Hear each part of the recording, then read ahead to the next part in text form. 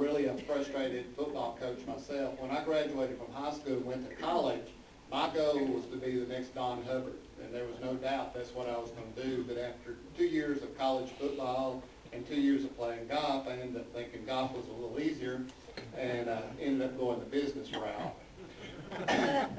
I say that to say this also. I love to visit with coaches and hear what's going on and the trends and all. And one of the things is being in kind of a semi-leadership role at times, all I like to talk to coaches about is that it's not always about the W's and the L's. It's not always about the X's and the O's. I can tell you, and I'm sure all of y'all can, if you would raise your hand, there's something that a coach said or did in your lifetime or a teacher that still affects you today. How many can relate to that? And I think just about everybody can. So it's a powerful influence that they have on our young people that carries on for a lifetime. And I say that to say this story about Coach Payton. And I hadn't told you this, so I hope I don't embarrass him. But he hadn't been here for just a year or so. And I ran into a lady that I had seen that she had children at sporting events, but didn't really know her personally. And she came up to me and she said, "You're on the school board, aren't you?" And I said, "Yes." And she said, "I just want to tell you how much we appreciate Coach Payton." And I said, "Thanks. We always love to hear positive things about anybody with our school." She said, "Well, my son is one of those kind of people that he's just not open if he has problems, that he handles everything himself." And said, "We could tell the other night that he had something on his mind that was really bothering him. And at supper, we said, undoubtedly something's bothering you. You want to talk about it?" And he said, "No, I'm going to go over to Coach Pater's house. He can listen, and he'll help me with it." And I knew right then what a positive influence he was making on our young people. So I turned over to Coach Pater.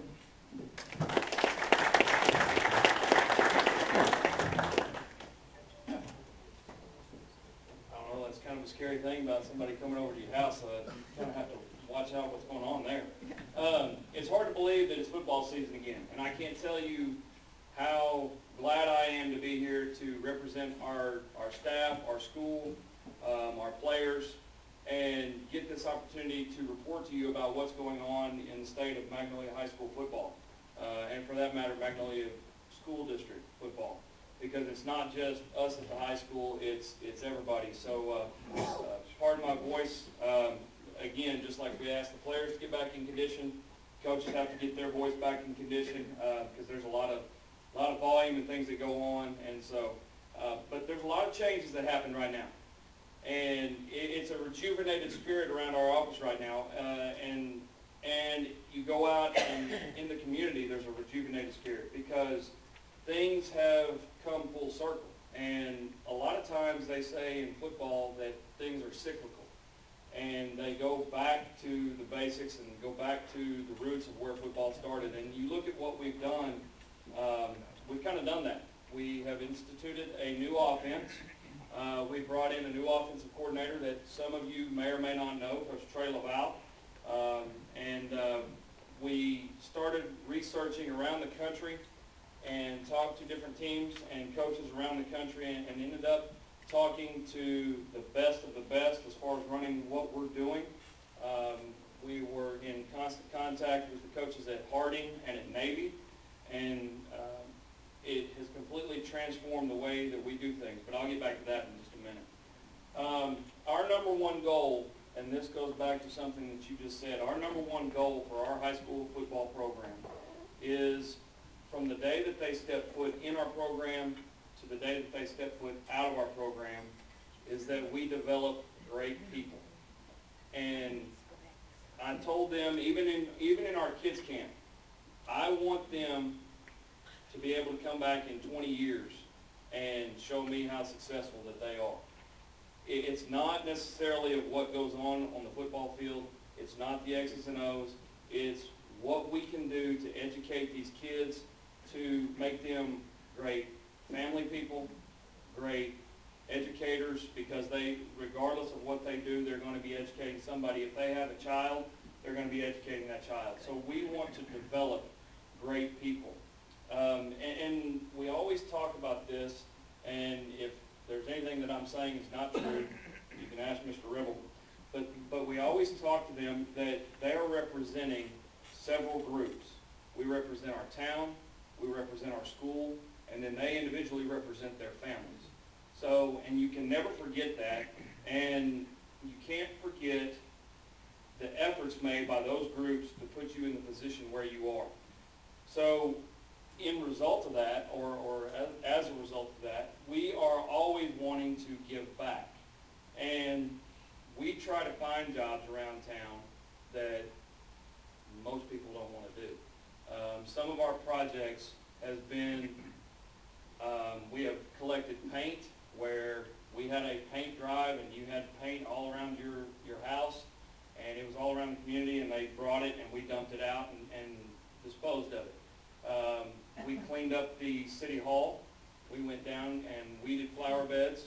We painted lines in City Hall.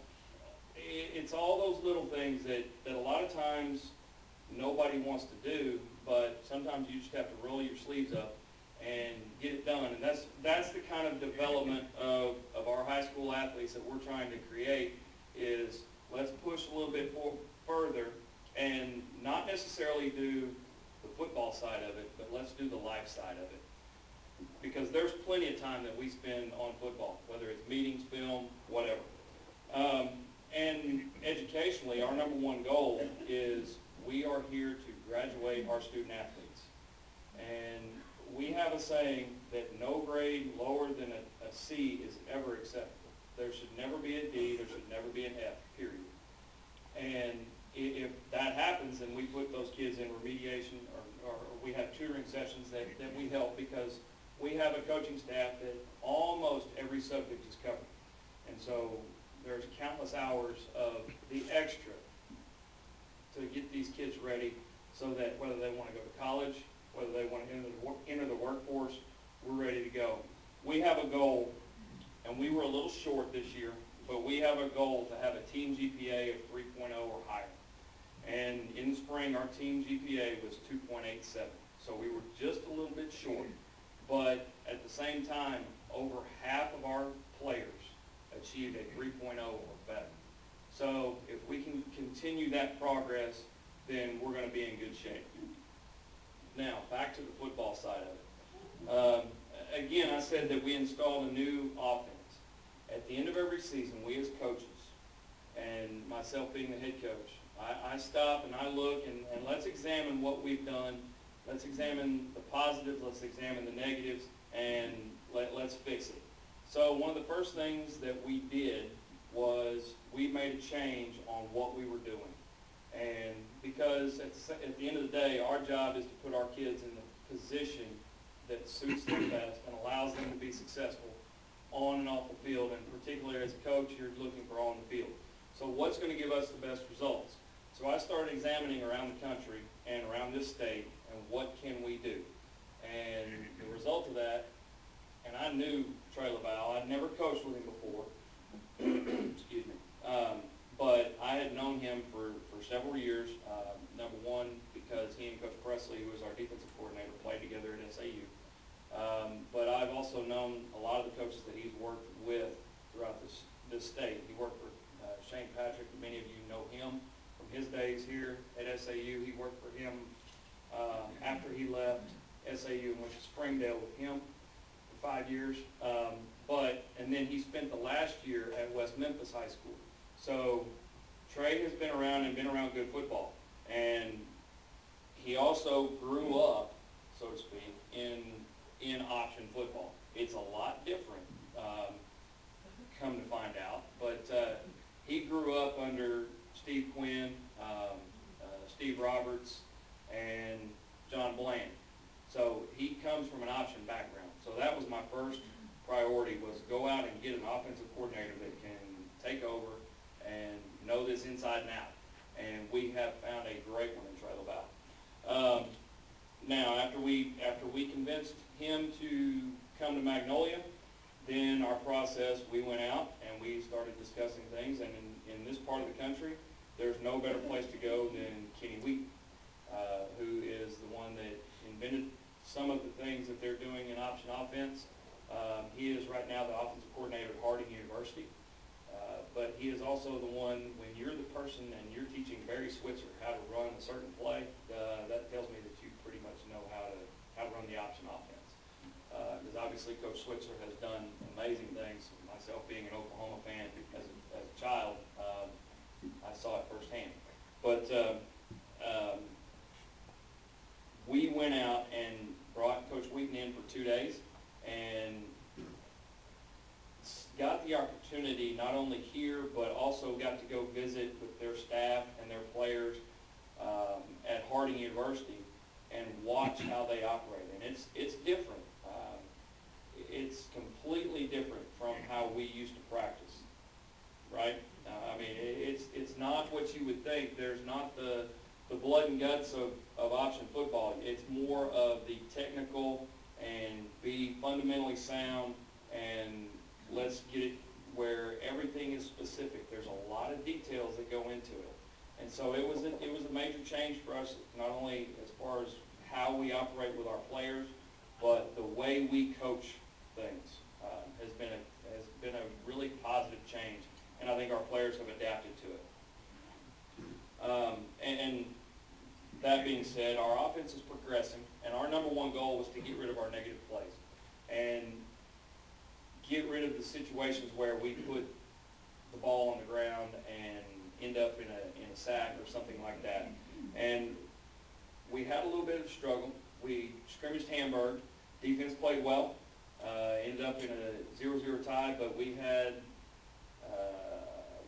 2 turnovers, and we put the ball on the ground, but those have since been resolved. But it's a work in progress. Again, we were sitting there, our quarterback had been in practice for a week and a half, literally. He was blessed in the fact that, number one, we won the state championship in baseball in the spring, which is always positive because we want our athletic programs to achieve success no matter what the sport. And we want all our kids to be playing multiple sports because our athletic department needs that. The kid needs that. And so we were blessed that we won the state championship. And then Parker was here with us going back and forth, showed a lot of commitment going back and forth while they were in regionals in Conway. Is that right? And then the next week, he went to North Carolina and ended up winning the World Series, which is once in a lifetime opportunity. And we're very proud of those guys for doing that. And then made it back on Wednesday, and we had the inter squad, had the red white on Friday. And lo and behold, the next Tuesday, we loaded up, go to Hamburg, and went toe-to-toe with Hamburg, who is a perennial playoff team in 4A. And so things are looking up. We had some option plays that we hit. We had a big play that McCoskey Jones hit an option play down the left side for 50 yards. And again, defense pitched a shutout for the first half. So things are much improved there. Like I said, it was our first time to run it live, and that's always a bit of a struggle. You can simulate it all you want to in practice, but until you actually get out there and do it full speed, things are a little bit different. And so we're looking for a much better result come Friday, and I'm excited about it. I can't tell you how eager I am for tomorrow night to get here, and for tonight to get here. I was going to mention the same thing about the junior highs. Tonight the 8th grade is at 5 o'clock, and then the 9th grade as well. They had a jamboree last Friday night at El Dorado and moved the ball and went up and down the field quite a bit. And so we're looking for big positive things out of our junior high as well. We're excited about the opportunity to get in front of the community. One of the big things is September 15th at 5:30 on the square, we are having a community pep rally again. And so we encourage everyone to come out. That is a big night for our community as far as our school district goes, because that is the Thursday night before our first home game. And we will be coming in 2-0. We better be. I'm not making any guarantees. I'm not in the business of making guarantees. But so we are looking for a strong crowd for that, and hope you will come out and support these kids at the community pep rally on Thursday night, September 15th at 5:30 on the square. And with that, I'll open this up to, are there any questions? Yes, sir. How was off-season recruiting this year? We tried to expand our budget and go down into certain parts of South Louisiana, but just found that that wasn't productive. No, we always pick up some kids every year. We open that up to, if there's any kids that have not had the opportunity, well, not, they didn't have the opportunity, but chose not to come out and play. These are 15, 16-year-old kids, and they're going to change their mind. And so every year we open it up and let these kids come in and get a taste of what off-season is like. They have to go through the off-season, but before we do that. And as a matter of fact, one of the kids that was in that he is a starter on the defensive line right now. And so that's high school football. You're always going to find those that were not part of it before. And so that's exactly why we afford them that opportunity. Seriously, any rule changes for us guys in the stands? You know about? You know, the targeting thing has made its way down, and that's a little bit different for us because, and I've had several conversations with officials throughout the state, because you see that on Saturdays and Sundays in the NFL and the college. How many times have you seen that overturned? It's been in play for a couple of years. That's supposedly one of their points of emphasis for this year. How much that will come into play, you know, I don't think an official wants to make that call because they don't want to be the one that makes that deciding factor of the game. If it's blatantly obvious, then yes. The other thing that they have done is they have eliminated the clipping rule. There used to be there used to be a clipping zone, which is inside what we call the tackle box, where you can clip regardless. They've taken that out. All blocks have to be in front. And again, you ask the option guys, and they have a fit with it because they want to be able to cut you all the time. But it's in player safety is why they're doing it. And so that's really the major one that has come into play. Mm-hmm.